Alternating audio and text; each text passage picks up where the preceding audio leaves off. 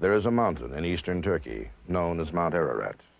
It's a beautiful mountain, towering 17,000 feet above the Turkish frontier. It is also the mountain believed by many to hold one of mankind's greatest mysteries. For ever since man first began to write, it has been written that Mount Ararat was the landing place of Noah's Ark. The motion picture you are about to see will attempt to unravel this 5,000-year-old mystery. We'll try to determine if the story of Noah is true, and if the Ark, in fact, does rest on the slopes of Mount Ararat. In our search, we will examine the historical accuracy of the Bible. We will experience the story of Noah. We will investigate the possibilities of a worldwide flood. We will relive the many adventures of the expeditions that have scaled Mount Ararat looking for the Ark. And we will take part in a number of startling new discoveries. This may be the most incredible film you will ever see, but the facts that will be presented are true.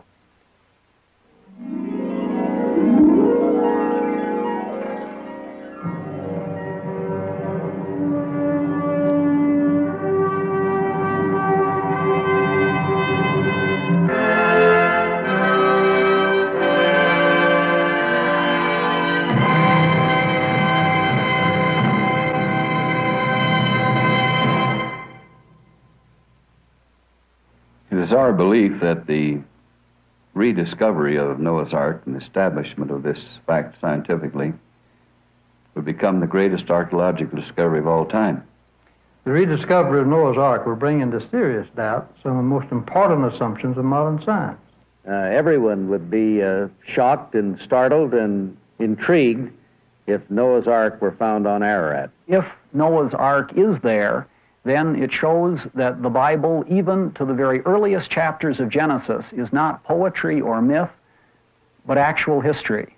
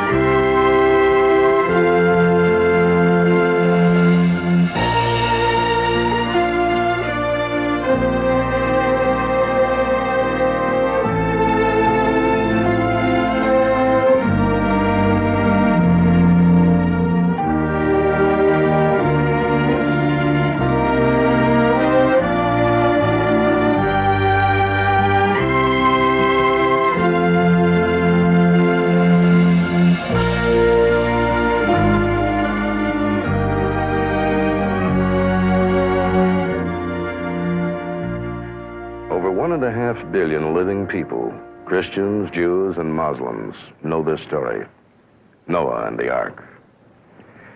It's a story taught to us as children, enjoyed by people of all ages, a story so powerful and so moving that it has survived for 5,000 years and appears in almost every major culture. For over 4,900 years, the story of Noah had been generally accepted as fact. But during the last century, with the advent of an aggressive scientific inquiry, skeptics have come forth and labeled the story a dubious combination of fact and fancy. They have said that the story of Noah, as contained in the Bible, is nothing more than legend. So in our search for Noah's Ark, it seems we must first look at the section of the Bible where Noah's story is told. We must try to determine if the Bible is factual, if it is indeed an accurate history of earlier civilizations. Although some might think it presumptuous to have to prove the Bible, there are those who labor strenuously to do just that.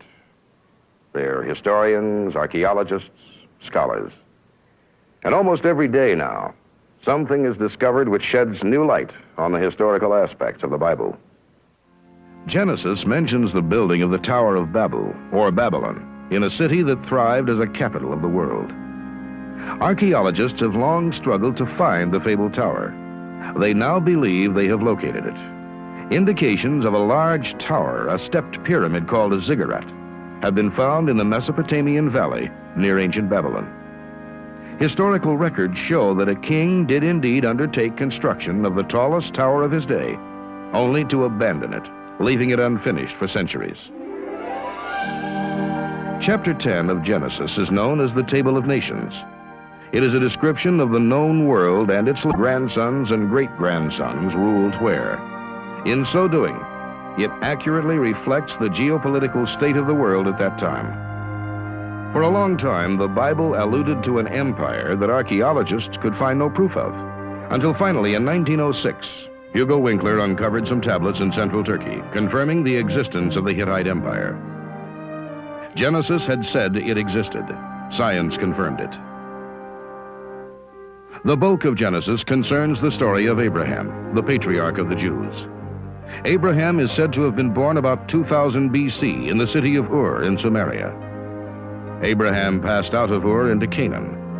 Once again, archaeologists have found proof that here too, as suggested in Genesis, there was a thriving civilization. Abraham's tomb is in Hebron. Its existence confirms anew the drama of his life, the saga, as it was told in Genesis. One of the archaeologists who has spent 25 years working in the Middle East is Dr. Philip Hammond. We asked Dr. Hammond what he could tell us about the historical accuracy of the Bible. All right, of course, archaeology doesn't aim to prove the Bible in the strictest sense. On the other hand, archaeologists from practically the beginning of Middle Eastern work have found that a great number of things that we discover archaeologically in actuality support the backgrounds of the biblical material as well.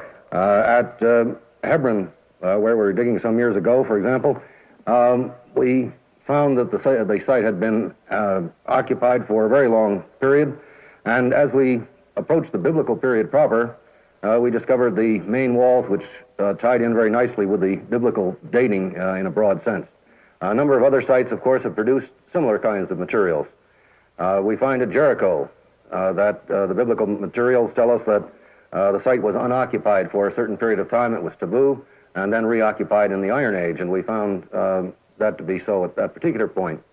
So that very often the archaeological support for biblical stories, biblical backgrounds, is extremely strong. Yes, as archaeologists probe deeper into the shifting sands of the Middle East, new proof is supplied for the historical accuracy of the Bible. We now have proof of such cities as Megiddo and Masada, cities mentioned in the Bible, but hidden for centuries beneath the stark beauty of the Holy Land. These are ruins resonant with the echoes of our faith and our heritage. Genesis, then, is a remarkable historical document. And it is in Genesis that we find the story of Noah. So the next step in our search for Noah's Ark will be an examination of the story of Noah according to the Bible.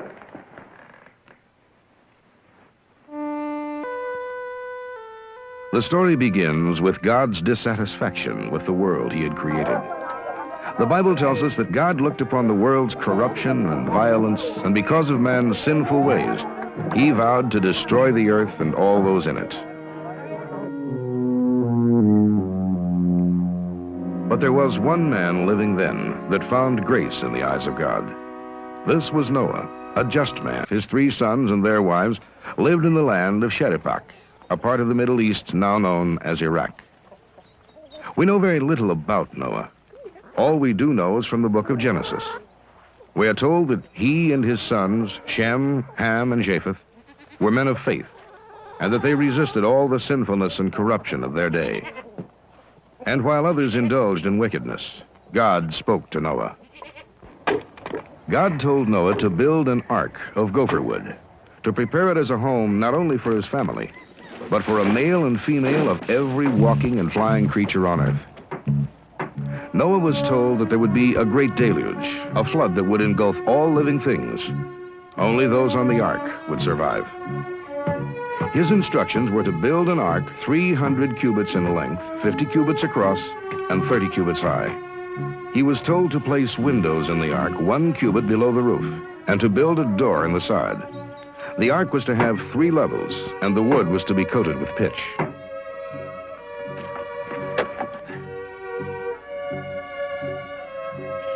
For years, Noah and his family struggled to build the ark. And during the construction, the townspeople would often gather to ridicule Noah.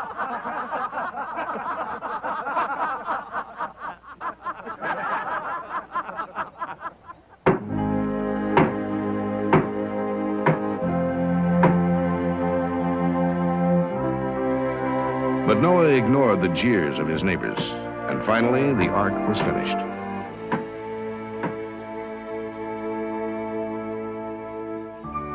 Then Noah set out as God told him, and collected 2 of every living creature, 1 male and 1 female.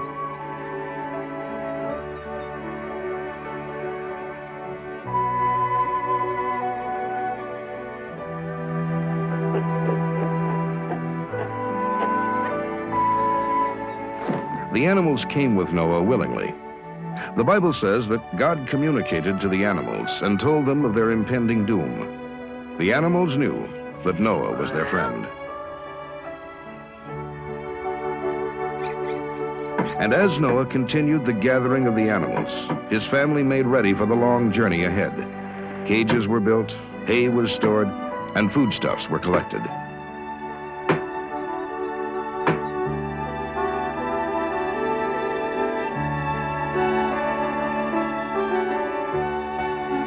There you are. Come on.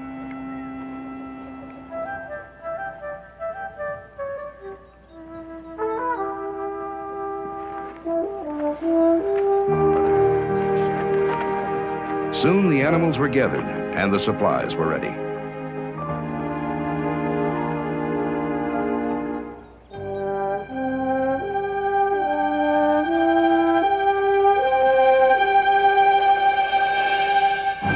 Noah and his family began the difficult task of loading the ark.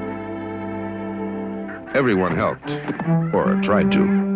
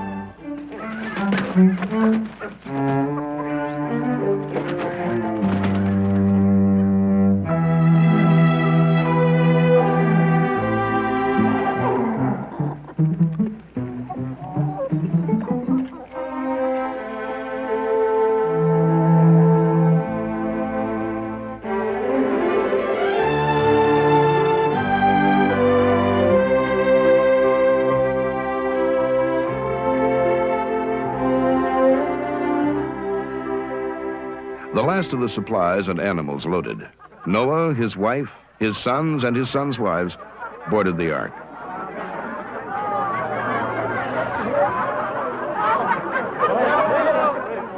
But there was still no sign of rain, and the townspeople mocked Noah.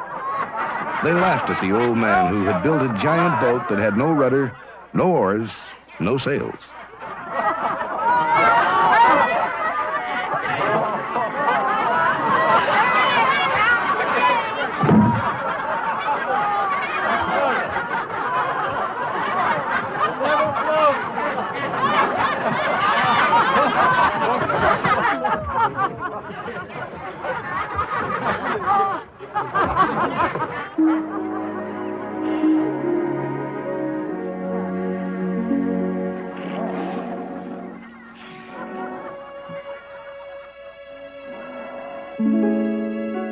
Days passed, and there was still no sign of rain. The crowd of townspeople was growing, and they began to speculate how long Noah would stay cooped up in his ark before abandoning his belief in a flood.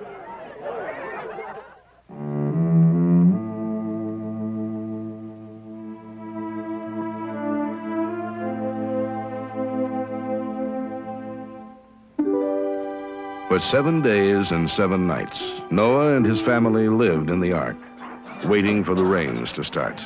We'll have the prayer.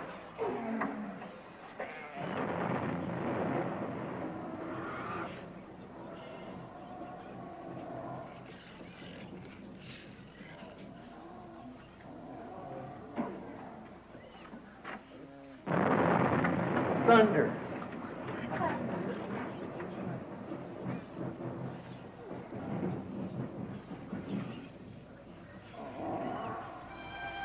The rain began. It fell gently at first, and the townspeople laughed.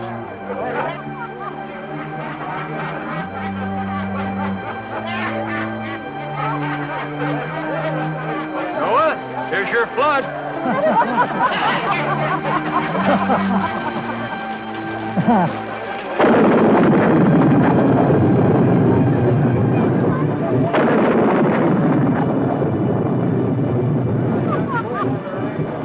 But as thunder and lightning exploded in the sky and the rain began to pour from the heavens, the townspeople realized they'd never experienced that kind of storm before.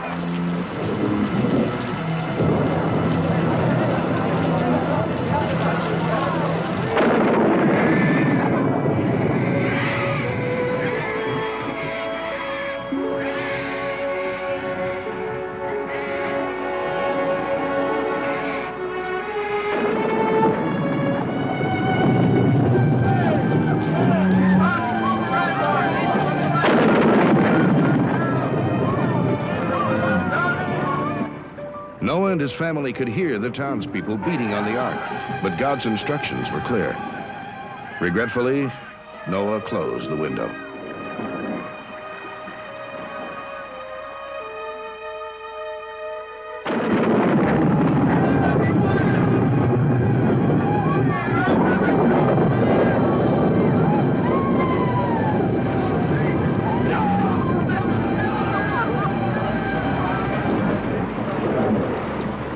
That night, 5,000 years ago, the rain came down in mighty torrents from the sky, and the subterranean waters burst forth upon the earth.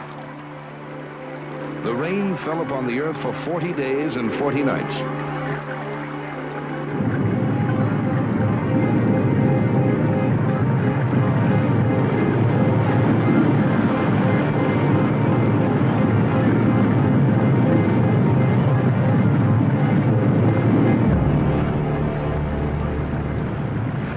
Increased until even the highest mountain peaks were under 23 feet of water.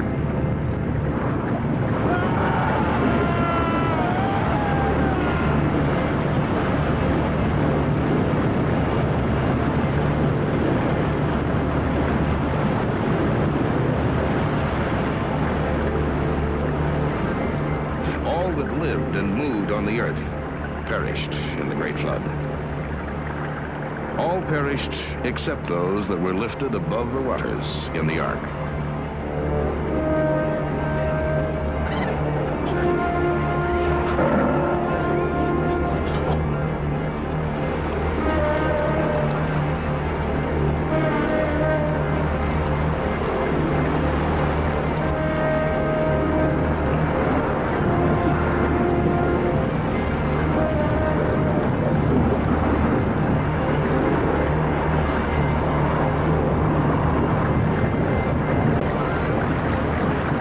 His cargo were buffeted by rain, high winds, and tossed by the waters of the deluge. And as they went about their daily chores of caring for the animals, they didn't know if the floodwater would ever recede.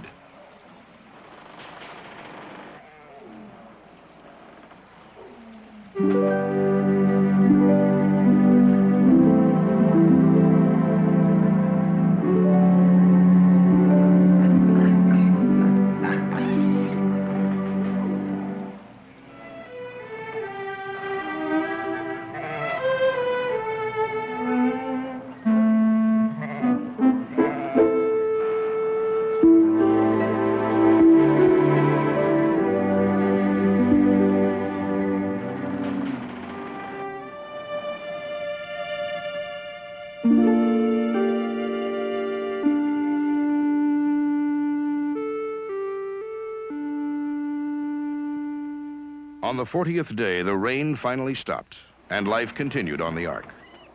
Want to help?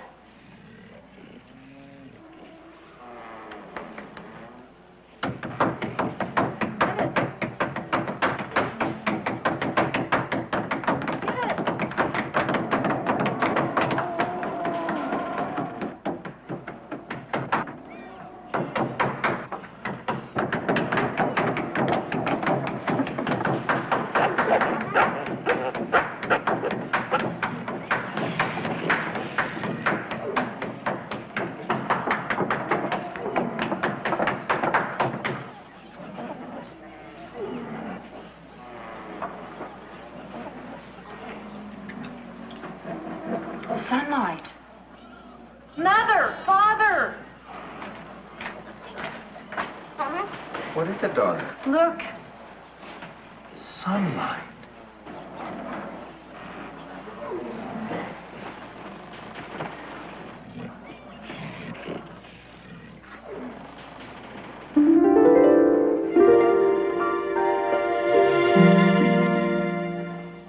It stopped raining. Now we can leave the ark. Oh, now we must be patient. The Lord hasn't revealed how soon we can walk the earth again.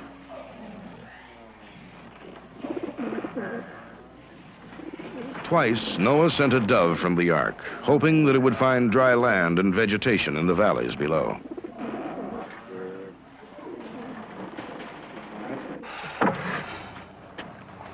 If there's land, he'll find it.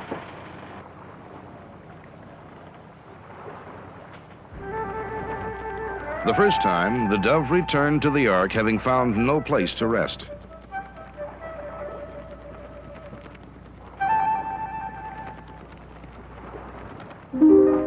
There he is. But the second time, the dove returned to the ark with an olive branch in its mouth.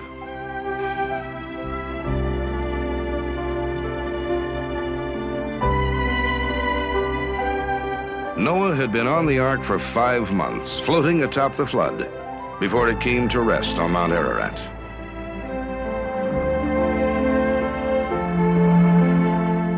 In the 8th month, other mountain peaks became visible. Morning, children. Father. Careful going up that ladder. In the 9th month, Noah made a hole in the ceiling of the ark so that he could walk on the roof and look down on the mountain.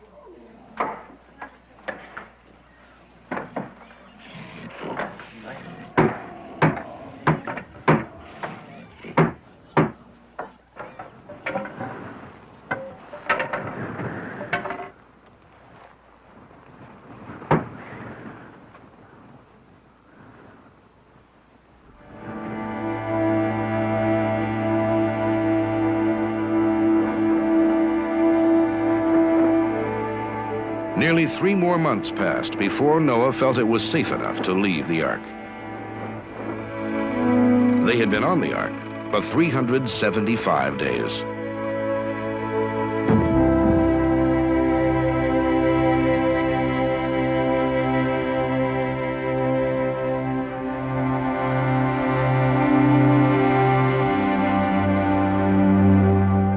Living creatures on the ark descended the slopes of Mount Ararat to repopulate the world.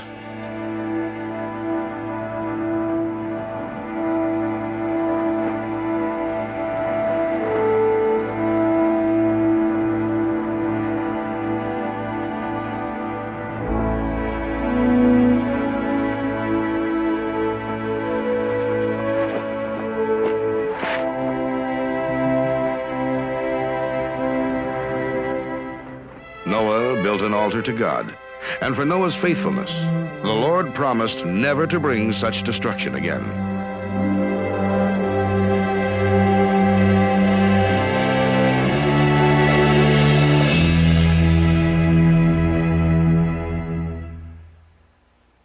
The story of Noah, according to the Bible, is it true?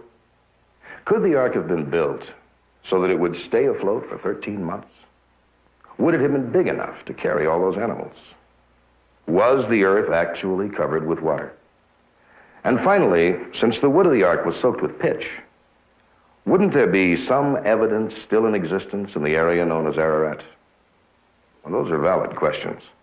And in the search for Noah's ark, they are the questions that must be examined. We can start here in this geology lab as we examine the evidence for the historic possibilities of a universal flood. A global flood would have had to deposit huge amounts of sedimentation throughout the world. It has been estimated that over 75% of the surface of the globe is sedimentary in nature. The United States has immense sedimentary deposits located in California, the Colorado Plateau, and the Midwest Plains.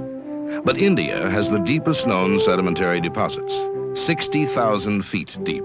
Geologists have found scores of sedimentary deposits throughout the world where fossilized remains of animals and plants, oftentimes from different geographical regions, were dumped into one huge graveyard. Unusual transportation and rapid burial are usually indications of a flood. A fossil graveyard, which is today a tourist attraction in Lincoln, Wyoming, is another example of a deposit containing a variety of odd remains. Alligators, palm leaves, birds, deep-sea fish, turtles, mammals, and many types of insects. Probably one of the greatest finds indicating a universal flood are the lignite deposits in Germany, where scientists have determined that a mixture of plants, animals, and even insects from all climatic areas of the world are buried in one common mass grave. In 1929, the leading English archaeologist, Sir Leonard Woolley, confirmed that such a flood did occur in the valley of the Tigris-Euphrates, known by scientists to be the birthplace of civilization. During an excavation at Abraham's city of Ur, Woolley discovered that beneath the layers of successive civilizations, there was about 11 feet of mud. Mud without any trace of human presence. Then, beneath this layer of mud, Woolley found traces of another civilization. Ruins of human dwellings, the presence of life. This discovery proves that for a time in this area, life was absent and floodwaters were present. Further proof of such a deluge is confirmed by these and other fossilized objects, all found atop the world's highest mountain, Mount Everest. Also, geologists who have climbed Mount Ararat have discovered salt clusters. Analysis of these salt clusters showed them to be from salt water, proof that the mountain was once covered with seawater. Yes, throughout the world, evidence for a flood is abundant. There seems no doubt that at one time the earth was engulfed in a great deluge. But what could have caused such a catastrophic worldwide flood? What happened to the earth 5,000 years ago that could have caused even the highest mountains to be covered with water? To find the answer, I've come here to this observatory to talk to Roger Rusk, Professor Emeritus of Physics at the University of Tennessee. In our research, we asked many scientists what could have started such a flood. A number mentioned a shift in the Earth's orbital axis. We asked about this possibility. See you again. We've been investigating the possibility of a universal deluge. And as a part of our investigations, a question has come up about a possible shift on the axis of the entire Earth. Is that within scientific possibility? Yes. George Dodwell in Australia has come up with a theory that the Earth used to be at a 90-degree angle to its path around the sun and had a dislocation of some sort that carried over to about 26 degrees and has come back to the present 23.5 in a stable position. Well, now, wouldn't a shift of that kind be a terribly violent kind of thing? What could cause it? Well, there are various things that could cause it, various agents. A big comet hitting the Earth would be one. An asteroid hitting the Earth could be one. Well, now, if indeed there were such a change, such a shift, what would be the immediate result on the surface of the Earth? Would it bring about the conditions, let's say, of a universal deluge? Would it move the oceans and generally just disrupt the entire landmass? This idea was expressed at an international meeting of petroleum geologists some years ago. The idea was expressed that a crustal adjustment like that, and if the mantle moves, the core will have to move in the opposite direction because the total spin cannot change. That would be quite slow, whereas the response of the oceans would be instantaneous, and the ocean would be sloshed out of the basins and just wash over the continents and go back down to the ocean basin on the other side. You mean an entire ocean would simply get up and wash across a landmass, just wiping out everything in its path, and then gradually seep back into the basin? Yes, that's perfectly plausible. Well, Professor, wouldn't the shift of the mantle in this manner bring about a violent volcanic action? Oh, yes, tremendous volcanic action. And this could trigger, of course, tremendous precipitation.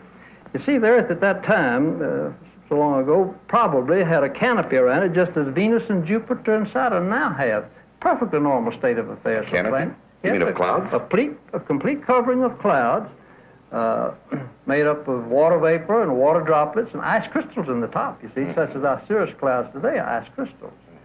And if we had volcanic activity stir up a lot of this dust, then you'd get the condensation, you see, of moisture around these dust particles, be nuclei, and this whole canopy could be precipitated out very, very quickly. Well, then, If we did have, indeed, this dislocation, the volcanic action, the movement of the ocean, the breaking up of the canopy over the earth, the change, in effect, in everything that took place, this would certainly match, more or less, the account of a universal deluge which destroyed virtually all life. Yes. How long ago, then, would the theory, according to the theory, would this have been? Something of the order of 5,000 to 6,000 years ago.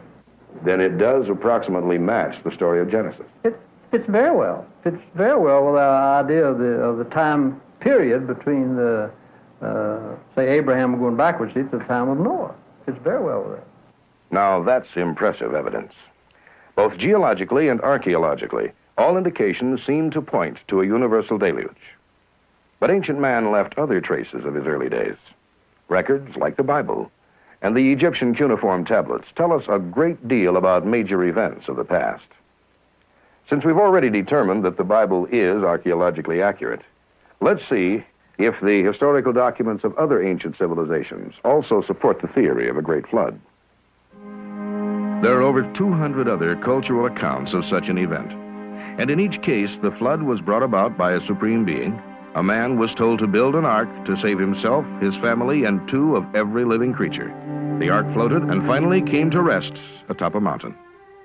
The early Greeks believed that they were the second breed of man, that the first had perished in a great deluge. One man, Deucalion, as pure in spirit as Noah, was warned to build an ark and to save his wife and children and to prepare the ark for 2 of each of the animals. They escaped the flood and survived, according to the Greek legend, to begin a new life atop a mountain. In the late 1850s, British archaeologists, led by George Smith, discovered these cuneiform clay tablets when they unearthed the library of King Ashurbanipal. 3 of the tablets told a story they already knew, the story of Noah and the ark. In America, there are nearly 40 different Indian deluge accounts. The Navajo Indians believed that the Grand Canyon was a result of the Great Deluge Flood. Other Indian tribes believe that the flood was caused by the wrath of the underworld water monsters. The story goes on to explain how an Indian was saved from the flood by a raft the hero had built, and that the hero had taken animals aboard the raft with him. The raft came to rest on a mountain peak after the floodwaters receded. The Indians believed all of the various flood accounts long before being exposed to Europeans and their Christian concepts of the flood. The fact that there was a great flood and a man who survived it is recorded history. But whether Noah and his live cargo survived the flood as passengers aboard an ark has yet to be proven. Archaeologists agree that if the ark did navigate the waters of the deluge, its existence can be proven by finding some ancient artifact from it. A piece of the so-called gopher wood of which it was built, a pot or a tool, something to prove that Noah and his family existed and indeed dwelled aboard such a vessel. But to find such proof, one must know where to look. One must know where the ark came to rest when the waters receded. One must locate the mountains of Ararat, referred to in the book of Genesis. Here in eastern Turkey, because of local legends, this beautiful primitive mountain is called the Mountain of Evil by the Kurds, the Mountain of Pain by the Turks, and the Mother of the World by the Armenians. We know it as Ararat, the landing place of Noah and his ark. Located on the border separating Turkey from the Soviet Union, both history and local legends support the Bible story that the ark landed here, on Mount Ararat. The Turks call Mount Ararat Arida, meaning Mountain of the Ark. And the Persians call it Kokinu, meaning Mountain of Noah. And there is hardly a place near Mount Ararat whose name does not recall Noah's story.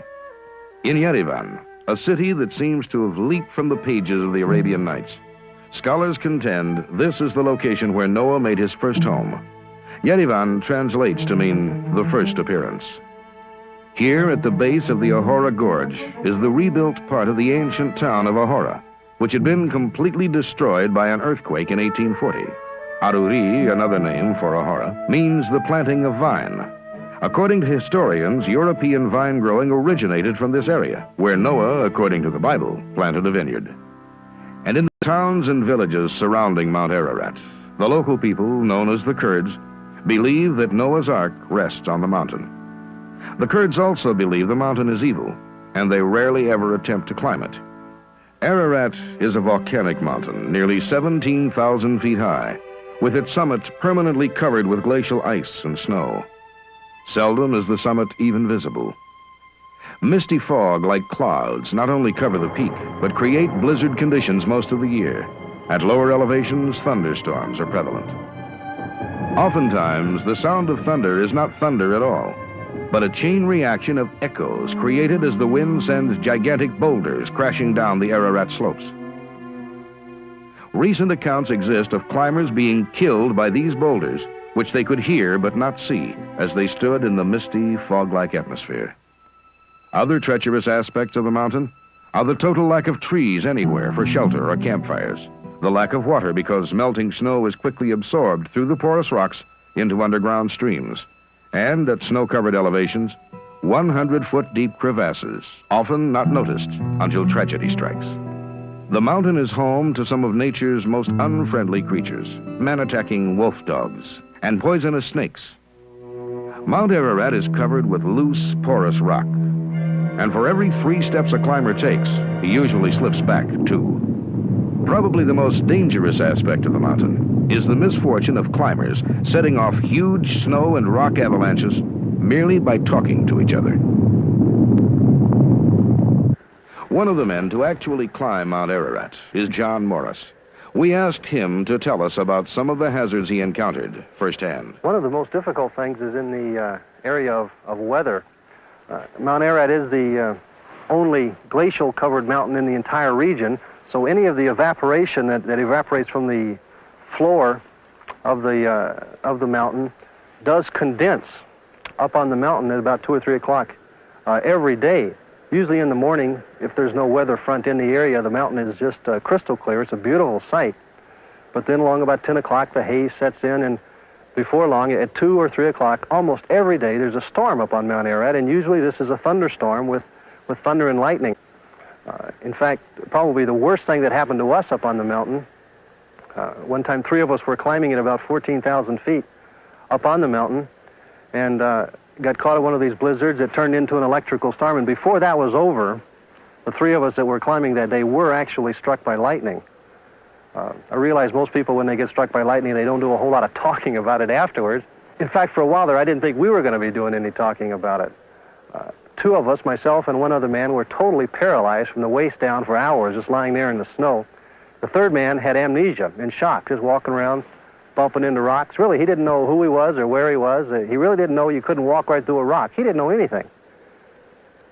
Well, I make no apology for the fact that I'm a Christian. I do believe in God, and I am convinced that God reached down that day and worked a miracle to allow us to recuperate from our injuries and continue the search for the Ark. Yet, in spite of the hazards of the mountain and the superstitions of the local people, history is full of men who have climbed Mount Ararat and seen the Ark.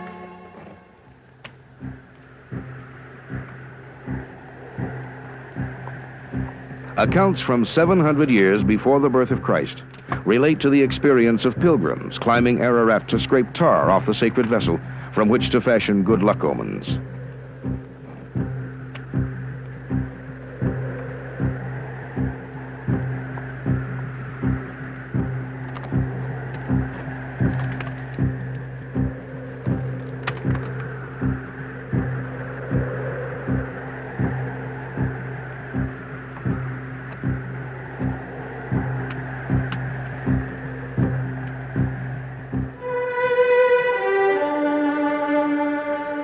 But the mountain often proved too hazardous for these ancient pilgrimages.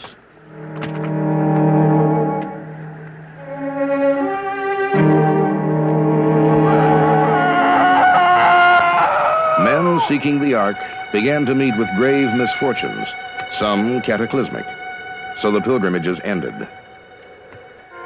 Berosus, the Babylonian high priest from the temple Bel Marduk, states that in his time, around 300 BC, remains of the Ark could still be seen, and some get pitch from the ship by scraping it off and use it for amulets. Hieronymus, Egyptian historian who authored the ancient history of Phoenicia about 30 BC, mentions the Ark. Also about 30 B.C., Nicholas of Damascus, the biographer of Herod the Great, tells of the ark landing near the summit and that relics of timber were still there. In 380 A.D., Epiphanes, bishop of Salamis, visited the land of the Kurds and stated that he was shown wood from Noah's Ark.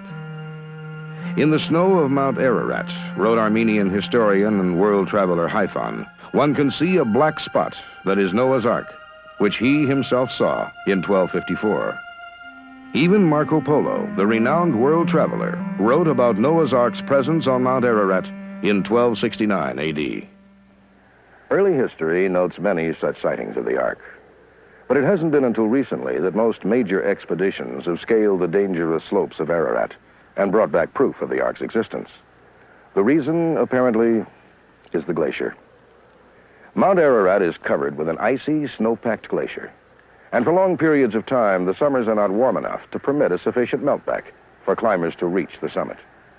And because of this, it was not until 1829 that Ararat was again successfully climbed. The man who did it was a German physician, Dr. Friedrich Perot. He had heard of claims that at the Armenian monastery at Ekmiadzin, a cross said to be made from the sacred wood of Noah's vessel.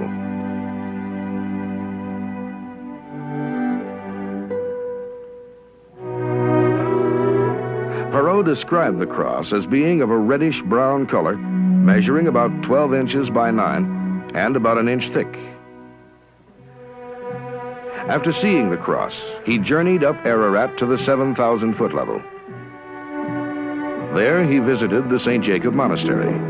It was said that here were ancient Noahian relics and manuscripts.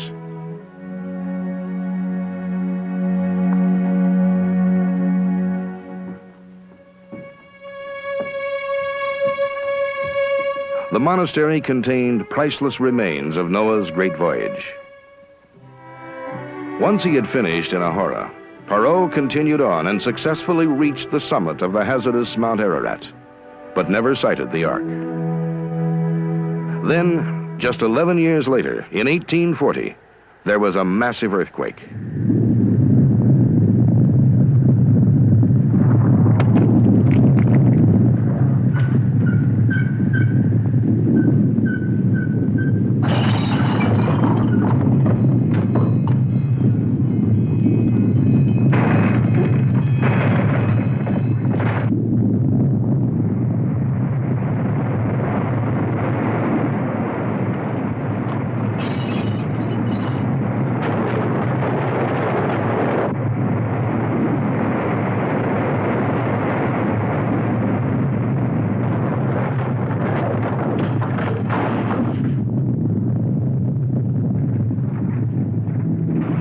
The monastery, like the 2,000 villagers of Ahura, were covered with debris during the destruction in June 1840. No one survived.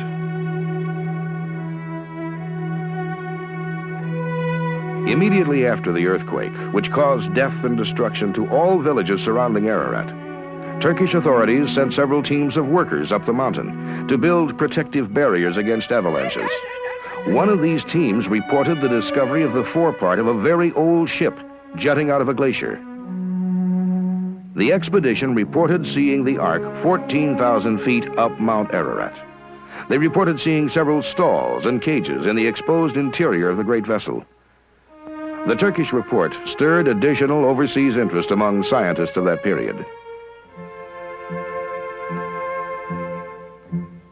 Throughout the 1800s, they came, exploring, seeking, hoping to bring back physical proof of what the Turkish report said was really there.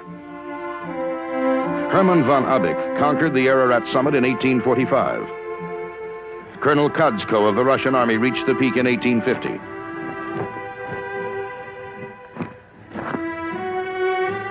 And Englishman Major Robert Stewart made it in 1845. All of them encountering the freezing temperatures and suffering the effects of strenuous labor at high altitudes, battling blizzards and avalanches in the high, thin air. All of them encountered the superstitions of the local mountain people, the Kurds. Sometimes renegades among the Kurds preyed on the mountain parties, pillaging their camp, even murdering an occasional climber.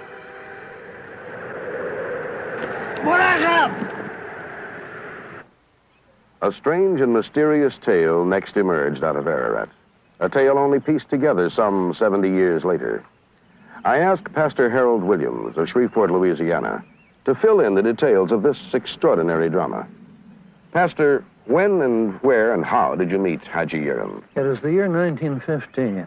I found old Haji Yerim in a pool of blood in his bed. Being in medical work, I took care of him until he recovered and then took him to our home at Pacific Union College, where we cared for him and he lived with us for several months.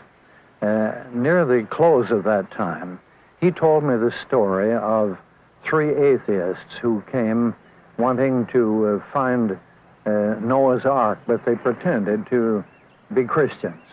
Well, they told such a nice story and seemed so sincere that finally they were believed, and they hired Haji Yerim's father as guide and Haji as assistant. So they took them up to the Ark. When they got inside the Ark, these 3 atheists revealed their true identity.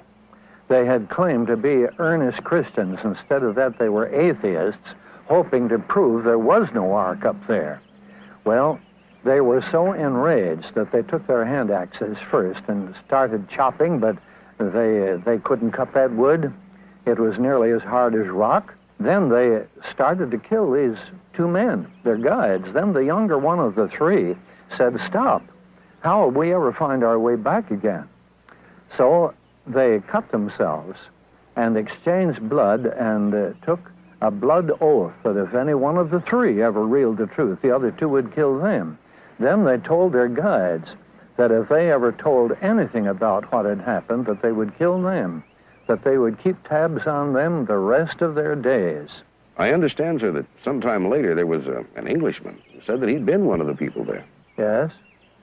That was when we were living in Brockton, Massachusetts, and I was teaching in the high schools. One morning, Mrs. Williams brought me a newspaper, and as I looked at it, I caught a little note down at the bottom of the page, and here it told about an Englishman who, on his deathbed, said he had to clear his conscience. And here he told the same story that Haji had told me several years before. At that time, had you published Haji Yerim's story? No, I had not. Then there was no way the Englishman could have learned it. Absolutely no way. In 1876, a prestigious British statesman, jurist, and author, Sir James Bryce, made a dramatic and first time ever solo ascent of the mountain, and returned with a piece of evidence that seemingly should have shocked the scientific world into action. Braving the hostile environment of Ararat, Sir James uncovered and brought back to London a 4-foot-long, 5-inch thick piece of partially petrified hand-tool timber. He found the wood at 14,000 feet, where no trees had ever grown. And although newspaper headlines hailed the event, scientists scoffed at it. His discovery came when the theory of evolution was gaining in popularity, and most scientists of the time just chose not to believe him. Similar treatment was accorded a report issued by a Turkish commission in 1883. The commission, investigating avalanches on Mount Ararat, reported that they had seen Noah's Ark. Their report stated that they came upon a gigantic structure of very dark wood protruding from a glacier. It was in a good state of preservation. The Turkish government, irked by the disparaging treatment accorded this report by the world's newspapers and scientific leaders, did not follow up the discovery with another expedition.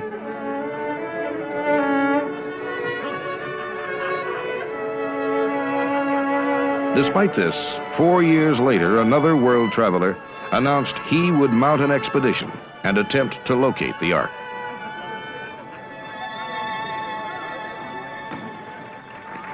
Thank you, thank you. His name was Prince John Joseph Nuri, the magnetic and astonishing Archbishop of Babylon.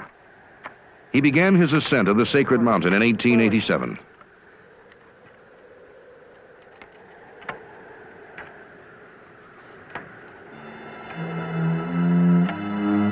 On April 25th of that year, the prince realized his dream. He saw Noah's Ark.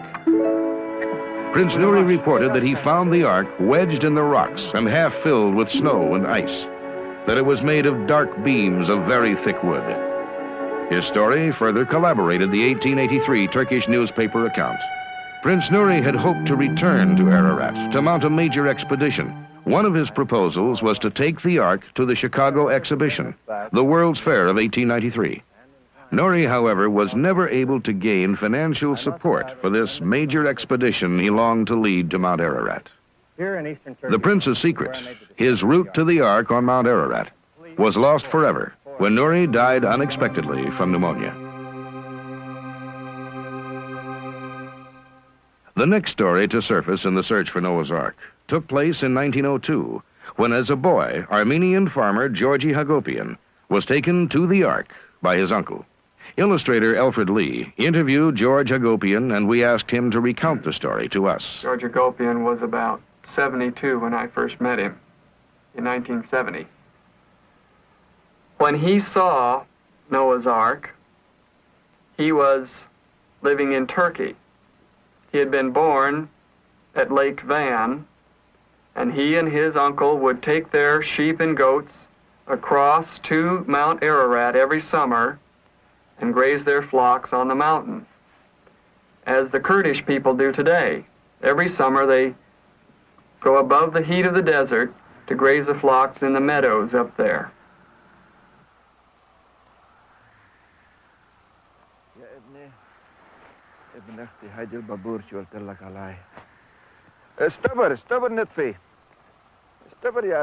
When they got to the Ark, George's uncle dropped his pack, and together they began to haul stones to the side of the ship. Within a short time, they had stacked a pile of rocks against the side of the Ark.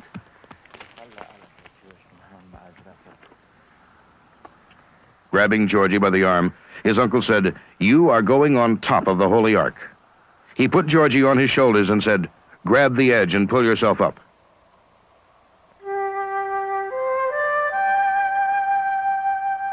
Georgie stood up straight on the roof and looked all over the ship. It was long. The height was almost 40 feet. There was a big black hole in the roof. He peeked into the blackness of the hole but saw nothing.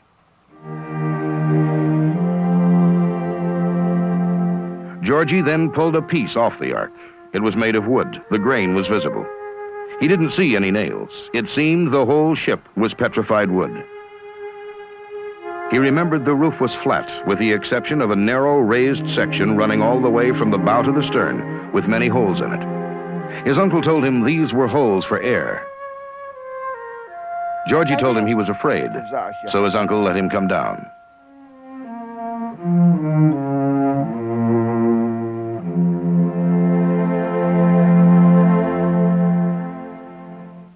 My desire as an illustrator was to draw a picture of Noah's Ark as authentically as possible.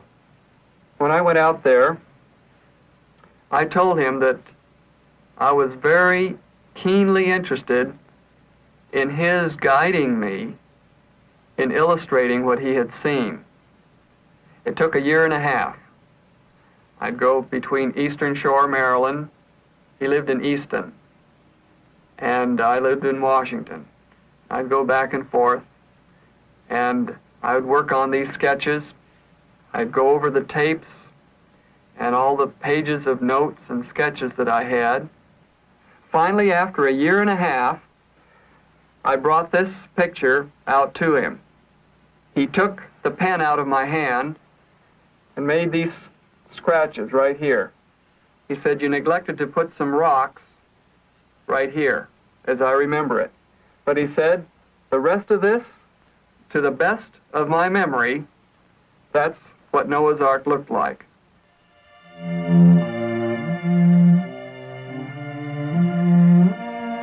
This drawing by Lee was inspired by George's description and measurements of the Ark. It is perhaps a definitive portrait of the vessel God asked Noah to build.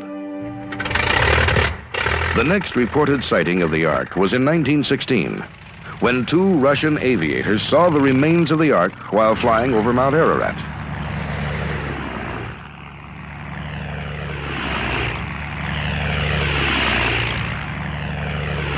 They spotted the Ark near a glacial pond and described it as a strange-looking vessel whose top was rounded over with a flat catwalk about 5 feet wide down the center of it. A report was sent to the Tsar, and on his orders, 2 special companies of soldiers were sent to the mountain. 2 weeks of hard labor were needed to reach the site. Once there, complete measurements were taken, plans were drawn, and even photos were taken. The Ark was found to contain hundreds of rooms. Some unusually large rooms had fences of great timbers across them. Other rooms were lined with cages. A report was sent back to Moscow, but only 2 days after it arrived, the government was overthrown by the communists, and the records were destroyed. Dr. John Warwick Montgomery met a man who was directly linked to publication of the story of the Russian aviators. We asked him about it. The Russian expedition is one of the most interesting stories connected with the survival of the Ark. And what we know about this, the solid information, is dependent very largely on the gentleman whose picture you see here. This is the late Colonel Alexander Kur. He was a colonel in the White Russian Army. This man had contact with soldiers who were in the squad that went up Ararat and verified the existence of a boat, the boat that had been seen by an aviator.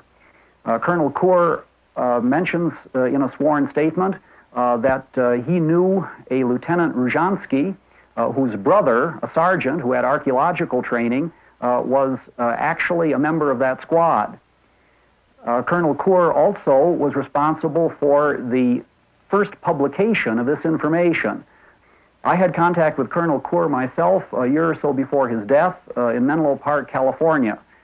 He was a most distinguished and pleasant gentleman, and I was quite certain that he was sure of his information, that he had not imagined this in any sense of the word.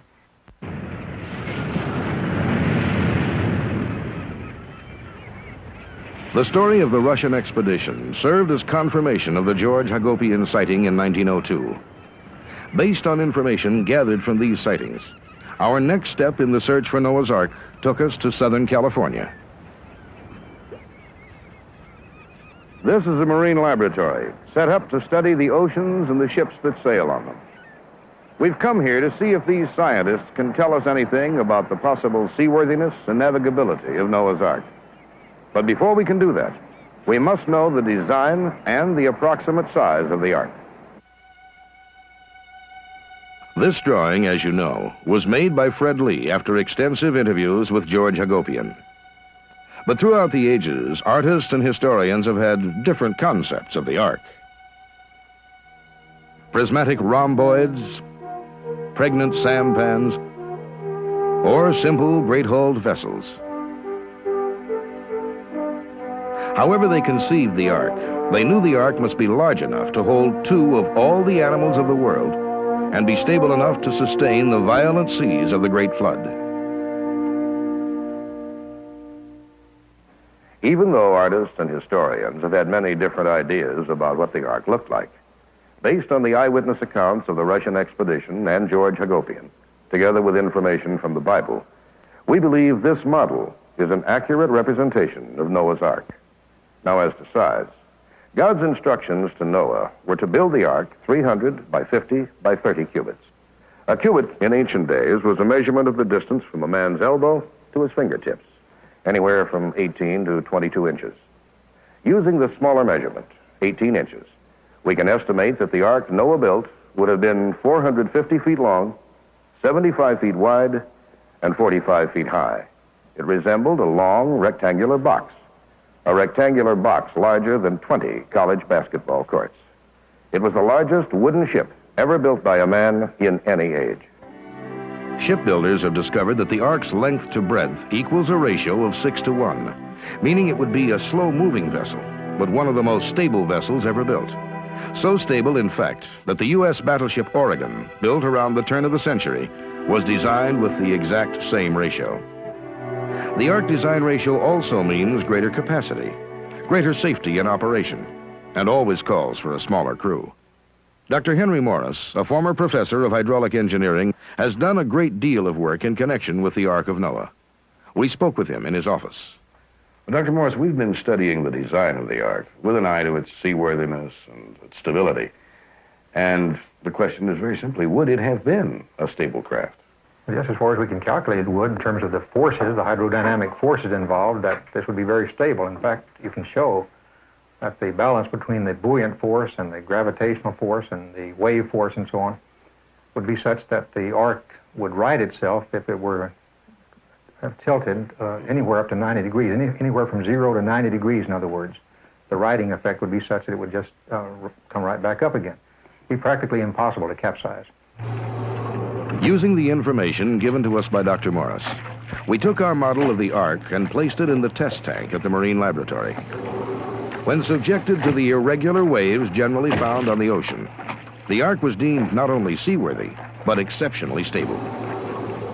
Then the test tank duplicated waves equivalent to 200-foot tidal waves, waves far larger than the Ark would have experienced during the flood. Again, the Ark was not only seaworthy, but extraordinarily stable. Like the giant ships of today, the Ark's low center of gravity gave it a tremendous stability. The deeper it sank into the water because of its heavy cargo, the more stable it became. It had no rudder, no sails, no oars. Remember, the Ark wasn't meant to go anyplace. It was simply meant to float, and float it did. Some 900 miles to Mount Ararat in 150 days, according to scholars who suspect that it was built that far away, on the banks of the Tigris River. The Ark had 3 decks. Ark scholars believe the top deck was occupied by Noah and his family and foodstuffs. The second deck was divided into rows of stalls and tiers of cages to keep the animals separated. The third, or bottom deck, was used for ballast and for the storage of wastes. What was the capacity of the Ark? One expert puts it this way. It could have carried more than 569 railroad freight cars, or up to 30,000 animals and birds, with lots of room left over for Noah. Probably nothing about the Noah's Ark account has caused so much curiosity as the animals themselves. How was it possible to gather representatives of every type? How many different kinds were aboard? What was the total number of animals on the Ark? And how did they care for the animals? For the answers, we can turn again to scientists and Bible scholars. According to these scholars, the actual gathering of the animals was not too difficult. The Bible says that God communicated to 2 of every kind of animal, just as he had communicated to Noah, and they came with Noah willingly.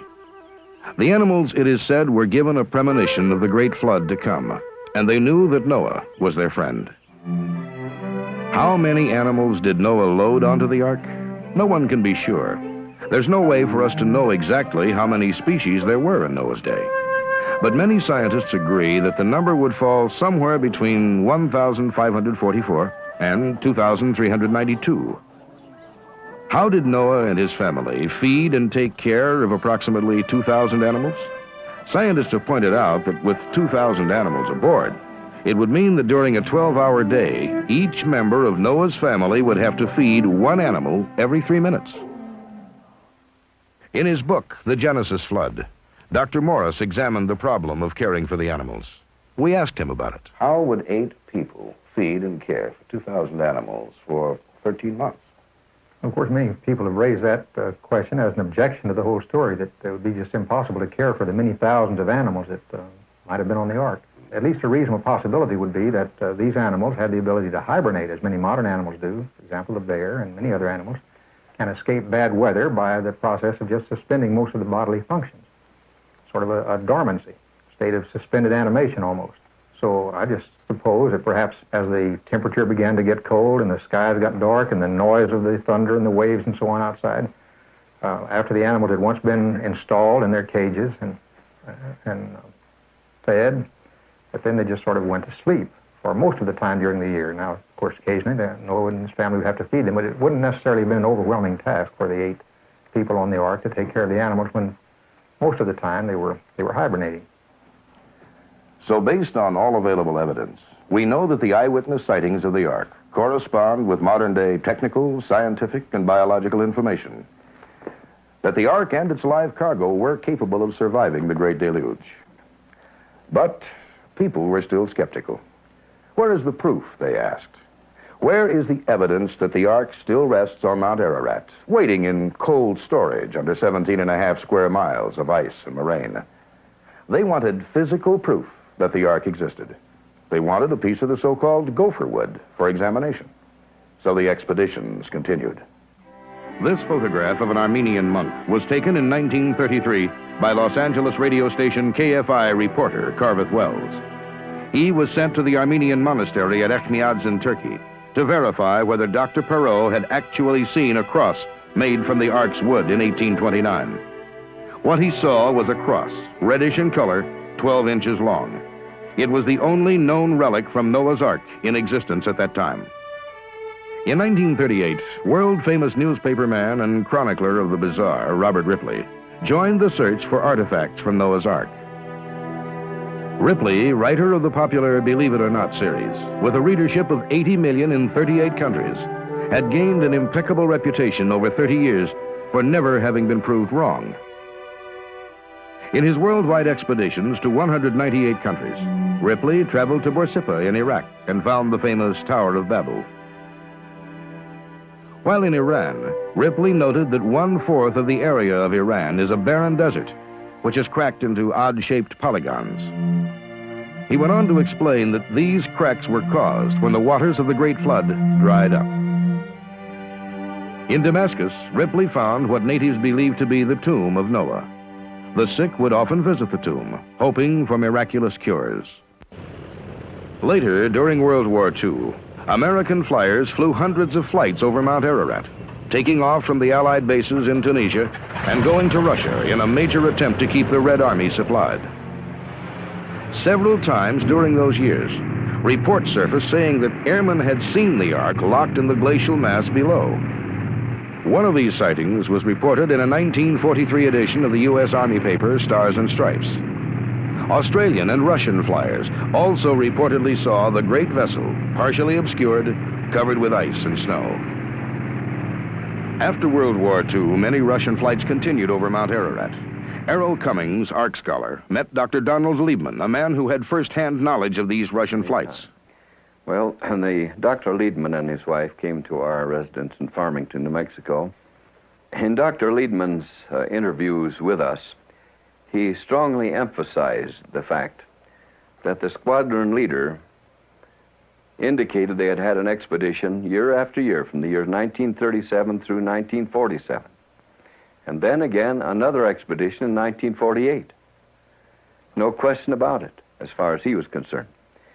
And in addition to that, of course, we know that they had an expedition in 1915 and 1916, a large expedition, and another expedition in 1918. So this makes, as far as we're concerned, 13 expeditions that the Russians have had to the Ark of Noah.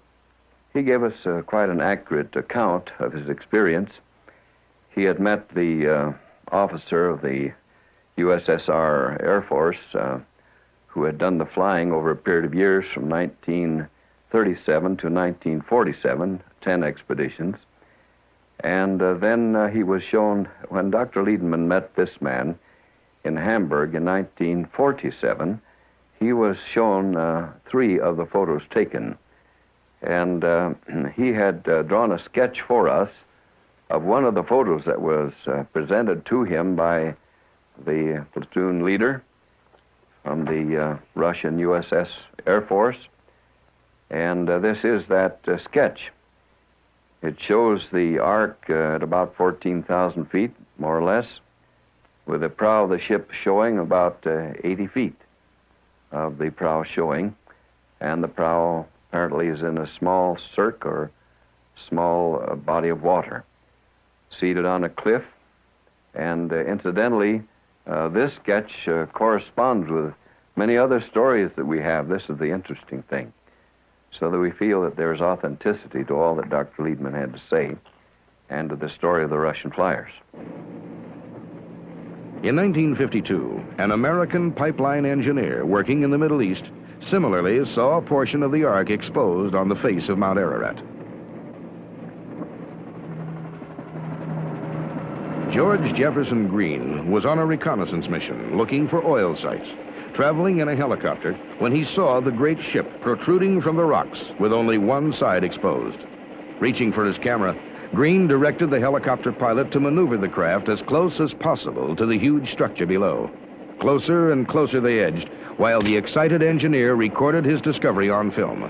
Sideways, head-on, from closer than 100 feet away, the shutter clicked, while the sun was beginning to lower in the western sky.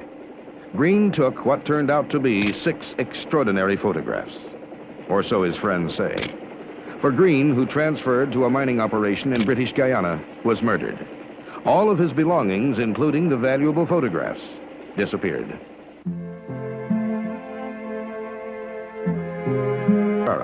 Traveling with only his 11-year-old son, Raphael, climbed Mount Ararat. The film you are seeing is actual footage of the expedition taken by Navarra and his son. As Navarra and Raphael worked their way up the lower slopes, Navarra thought back to his 2 previous attempts to find Noah's Ark. In 1952, he discovered an astonishing patch of blackness within the ice. The mass was sharply defined and looked like the ribs of a great ship. But he was alone. His Kurdish guides had deserted him below, and he had to leave the mountain. In 1953, Navarra returned to the mountain.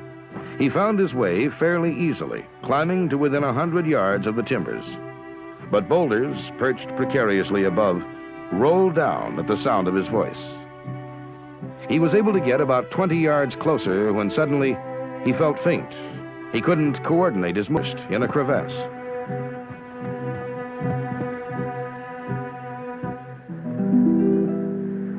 Navarra gave his son the camera and began to lower himself into the 30-foot deep crevasse where the Ark lay buried under ice. To various experts.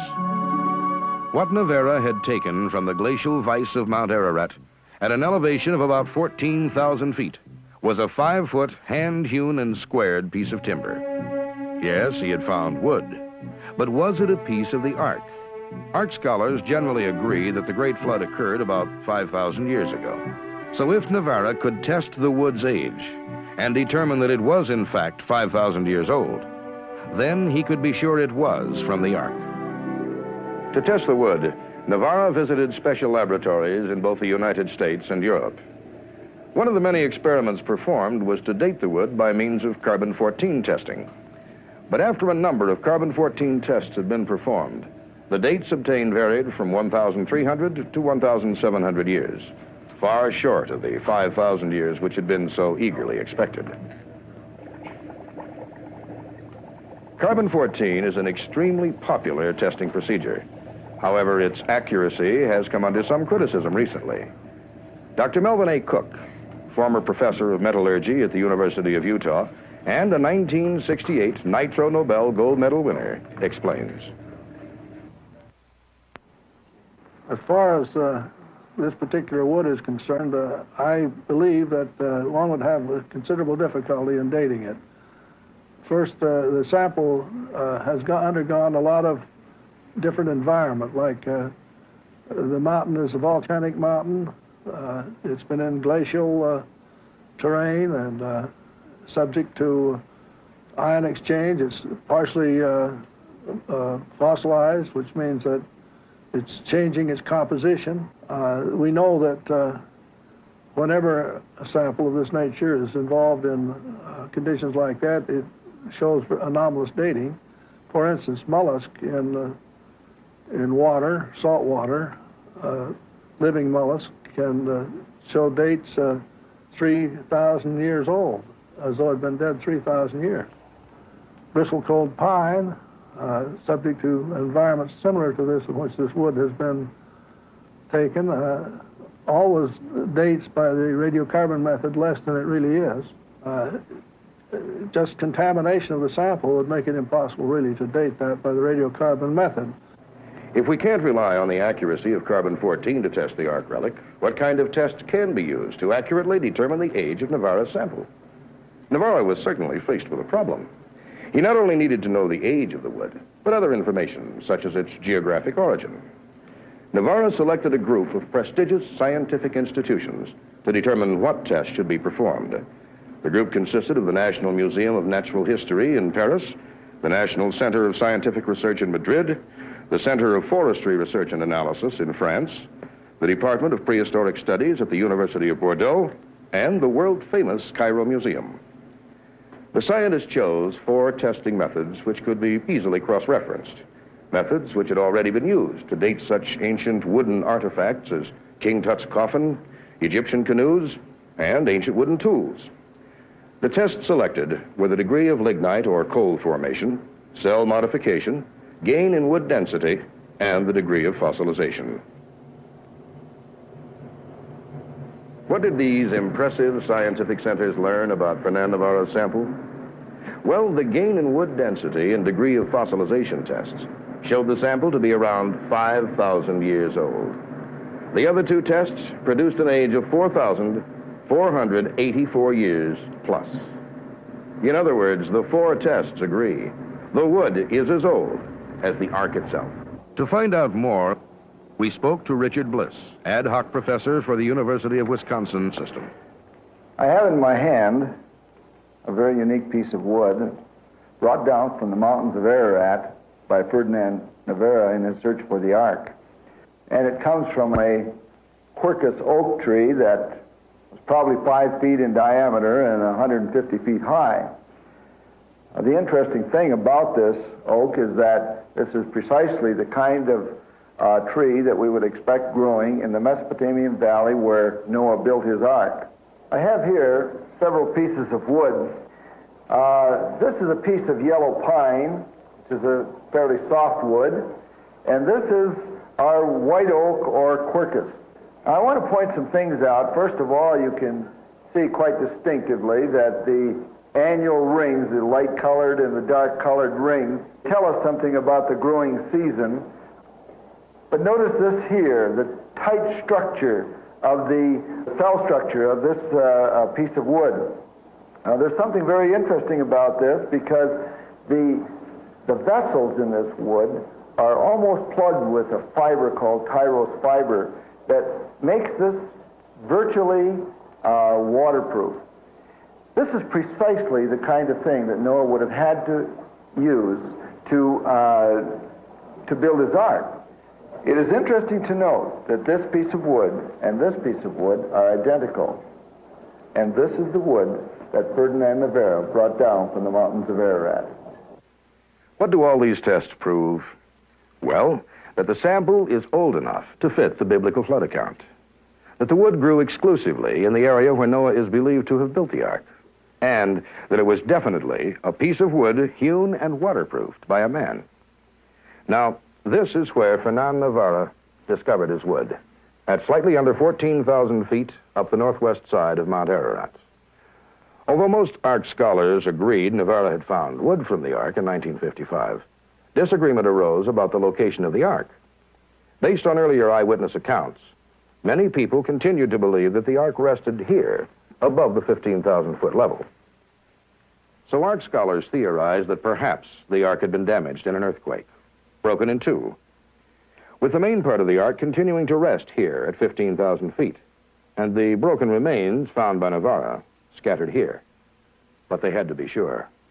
So the search for Noah's Ark continued. During the late 50s and early 60s, the famous American spy plane, the U-2, was making its worldwide reconnaissance missions for military intelligence. Many of the flights passed over Mount Ararat on their way to Russia, and a number of U-2 pilots reported seeing what looked like a ship locked in the ice below. In 1960, this photograph was taken at Mount Ararat by a NATO survey team. It startled many scientists, for it looked incredibly like a ship. Measurements were taken, maps were drawn, and an expedition set out to find the object. On June 6, 1960, they reached the site, but there was no Ark. The disappointed men left the mountain. The mysterious ship photograph had been a false lead.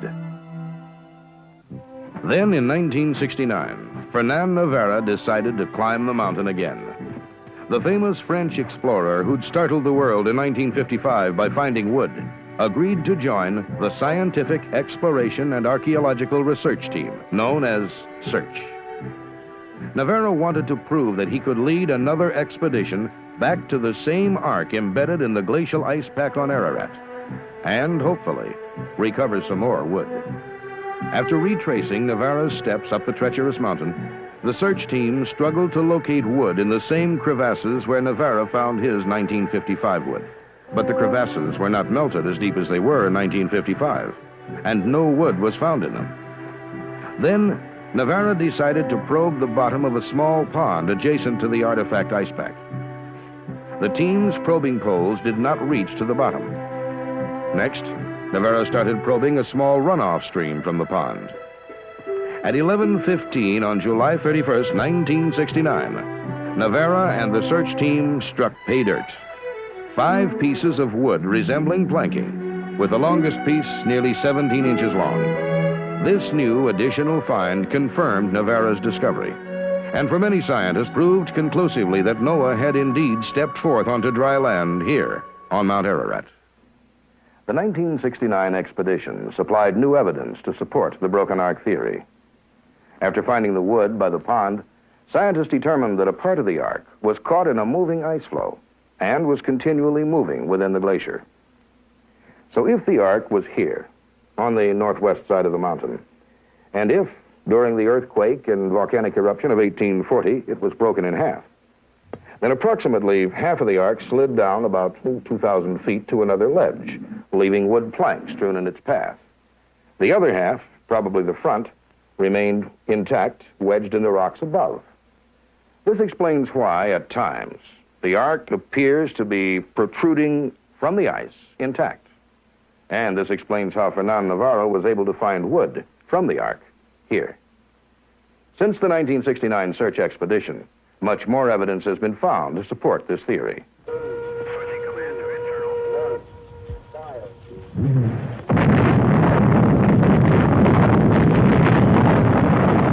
In July 1972, NASA launched the Landsat satellite. Its mission to maintain, inventory, and assess the world's natural resources. But as it circled the Earth at an altitude of 520 miles, it performed an unexpected service. It photographed Noah's Ark. By use of remote sensing, the Landsat satellite transmits data to receiving stations on Earth.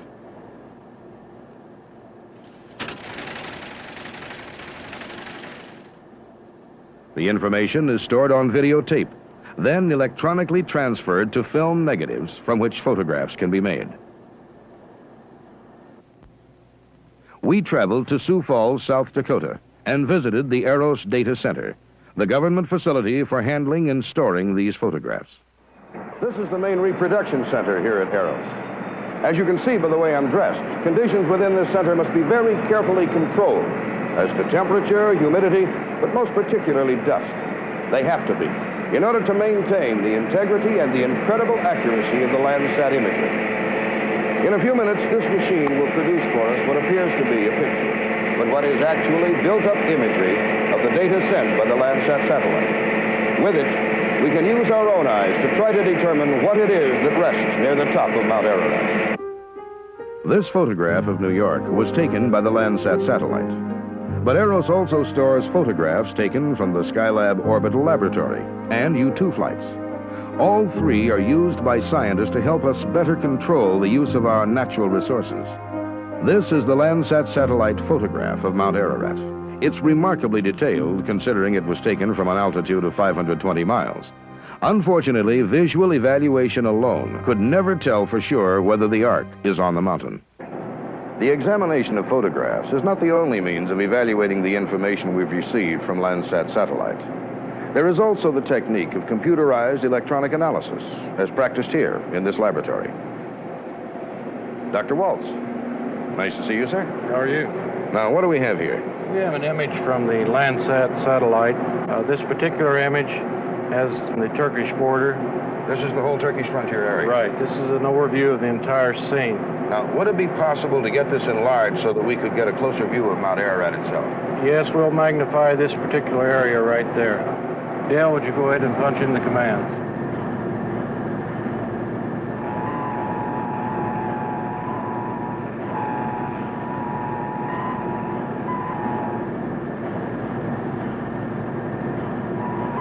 As new data was fed into the computer, the image was transformed to a close-up of Mount Ararat and the surrounding area.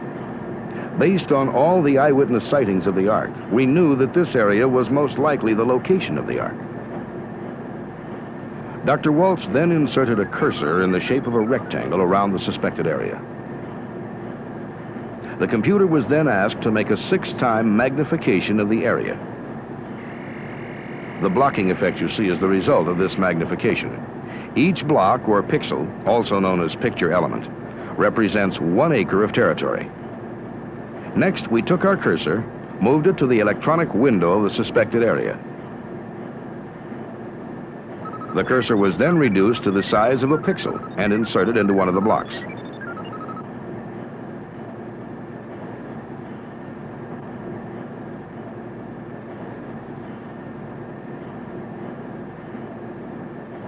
Then, we asked the computer to tell us which pixels have the same spectral data or reflective light patterns as the block now containing the cursor. Those that are the same would turn green. The first picture element tested showed a common reflective pattern, meaning it was similar in most respects to the surrounding area.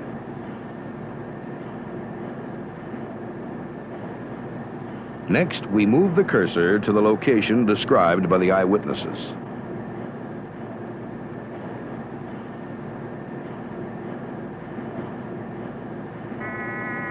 When the computer was activated, it was the only spot of the mountain to turn green. Now, Doctor, what does this actually tell us? This is the only pixel or picture element that has that specific reflectivity in this general vicinity. Then we know from the electronic data analysis that this is the only thing on the entire mountain of Ararat or any of the surrounding territory which has this particular reflective pattern in all 4 bands of the spectrum. It most likely is. Let me, in effect, put you on the hook, Doctor. Is it possible that that is Noah's Ark? Well, I could not discount that possibility. Yes, the satellite data confirms the possible location of the Ark, but it doesn't prove conclusively that the Ark is there. If we had no further data than the Landsat imagery, we might never be positive. But we do have further data. We have actual photographs. This picture was released in 1974 by Ark scholar Errol Cummings. It shows what looks like the broken part of a ship resting in the bottom of a crevasse. If the broken Ark theory is valid, then this would be the broken half which slipped down the mountain during the 1840 earthquake. But what about the forepart of the ship? Does it truly rest on a ledge about 2,000 feet higher? The answer came in late September of 1974, when an expedition from the Holy Ground Mission in Frankston, Texas, scaled Mount Ararat. Shooting across the Ahora Gorge with a 35mm Minolta camera, they took this picture. It shows what looks like the forepart of a great vessel. The prow can be seen sticking out of the rocks, 2,000 feet above the location of the Errol Cummings photo. When studied under photographic enlargement, the outline of the ship is not only clear, but planking can actually be seen. The planking of Noah's Ark. Yes, it was here, 5,000 years ago on this mountain in eastern Turkey, that Noah, his wife, his 3 sons and their wives landed and unloaded their cargo of animals from an ark that had provided them with safe passage during the Great Flood. The evidence is overwhelming.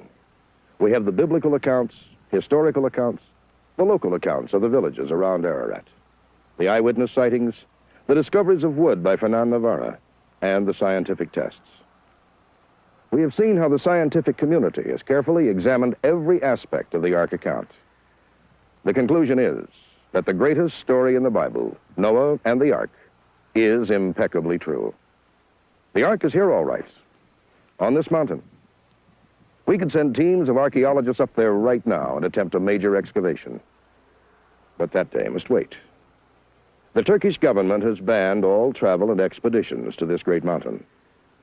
Ararat separates Turkey from Russia, and the political implications of foreigners being on the mountain might easily cause a serious international incident. It's sad when you think about it. The politics of nations now stand in the way of the legacy of man. The ark must remain here, buried beneath a blanket of ice and snow, until the world is at peace. But that day will come, for there is more to this than just the story of a great wooden ship. It is the story of Noah, a man of foresight, a man with the ability to build a great ark and survive the deluge, a man of faith, perhaps more than you or I, who could ignore the ridicule of others and finish a long and difficult task, a man who had the strength to rebuild and begin life anew. This is the lesson of Noah and the ark. It's a lesson which has been taught throughout the ages. It is the simple lesson of peace. For Noah is our link to the past and our hope for the future.